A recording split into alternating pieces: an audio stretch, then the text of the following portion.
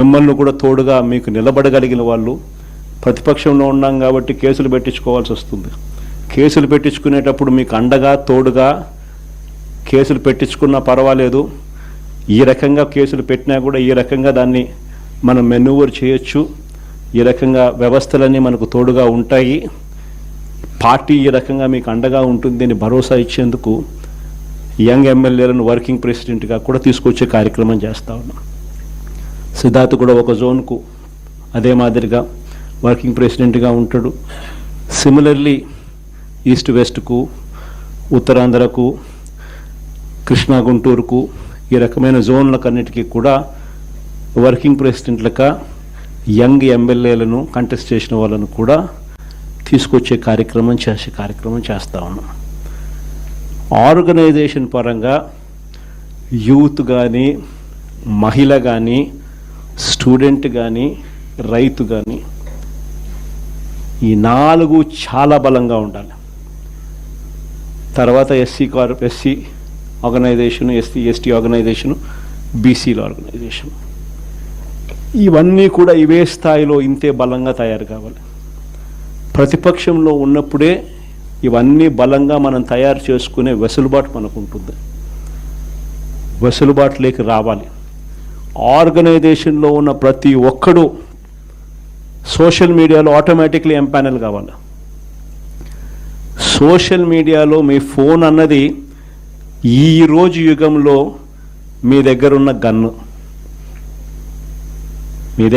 Gun, ఈరోజు యుగంలో, ఈ సోషల్ మీడియా యుగంలో మీ దగ్గరున్న ఏకైక వెపన్, ఏకైక గన్ను మీ ఫోను.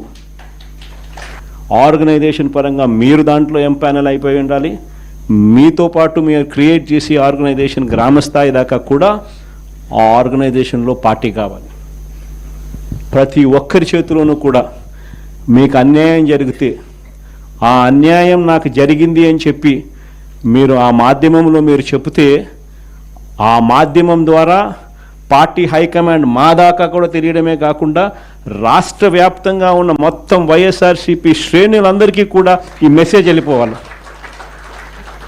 ఎవరికి ఎక్కడ ఏ అన్యాయం జరిగినా కూడా మొత్తం పార్టీ తనకు తోడుగా నిలబడే కార్యక్రమం జరగాల.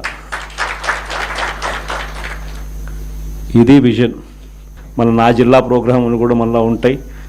నా ప్రోగ్రాంతో పాటు చివరిలో నా పాదయాత్ర కూడా ఎట్టగో జరుగుతుంది.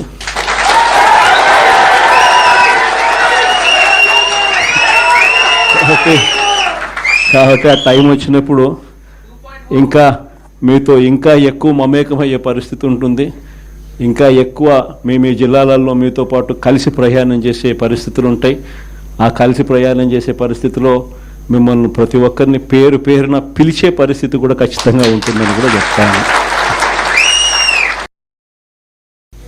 ఈరోజు వైఎస్ఆర్సీపీకి సంబంధించి రాష్ట్ర వ్యాప్తంగా ఉన్న స్టేట్ కమిటీ సభ్యులు, అదేవిధంగా డిస్ట్రిక్ట్ ప్రెసిడెంట్లు, కాన్స్టిట్యుయెన్సీ నియోజకవర్గ యూత్ ప్రెసిడెంట్స్, మిమ్మల్ని అందరినీ కూడా ఈరోజు ఇలా కలవడం చాలా సంతోషంగా ఉందని ఈ సందర్భంగా తెలియజేస్తాను. పార్టీలో క్రియాశీలకంగా ఈ కన్స్ట్రక్షన్ కార్యక్రమం అనేది చేస్తూ ఉన్నాం. ప్రతిపక్షంలో ఉన్నాం. ప్రతిపక్షంలో ఉంటూ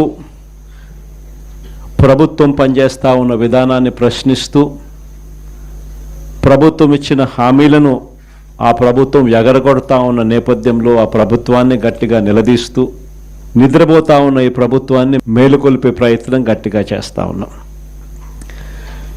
చేసే ఈ ప్రక్రియలో ఆర్గనైజేషన్ పరంగా ఇంకా మనం బలంగా ఎదగాలి. ఎదుగుదల అన్నది ఎందుకు అవసరము, ఎందుకంత ఇంపార్టెంటు అన్నది క్లుప్తంగా చెప్తా. ఈరోజు మన పార్టీని చూసినప్పుడు చాలామంది ఎమ్మెల్యేలు కొత్త వాళ్ళే. మన పార్టీ వచ్చినప్పుడే 2011లో మన పార్టీ మనం స్థాపించిన పరిస్థితుల మధ్యలో గమనిస్తే,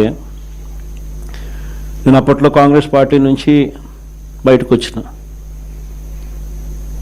నేను బయటకు వచ్చినప్పుడు నాతో పాటు వెనకాల ఎవరు లేరు. నేను మా అమ్మ ఇద్దరు మాత్రమే బయటకు వచ్చినాం. అక్కడి నుంచి మొదలైంది ప్రస్థానం.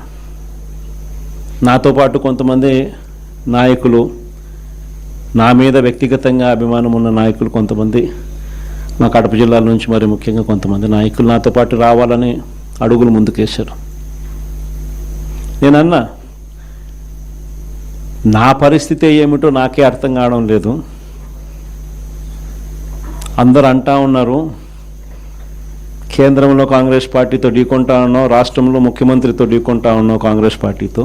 ఇలాంటి పరిస్థితుల్లో నా పరిస్థితి అగమ్య గోచరంగా ఉన్నప్పుడు నేను మిమ్మల్ని నాతో పాటు రమ్మని చెప్పి నేను చెప్పలేను. దేవుడు ఆశీర్వదించి నేను ఎదిగినప్పుడు, నేను బాగున్నప్పుడు అప్పుడు రండి అని చెప్పి కొంతమందికి చెప్పిన. ఇట్లా రాష్ట్రం వైపు తిరిగి చూస్తే ఎవ్వరూ లేరు వెనకాల. కేవలం నేను, నాతో పాటు అమ్మ, మేము మాత్రమే ఉన్నాం. ఆ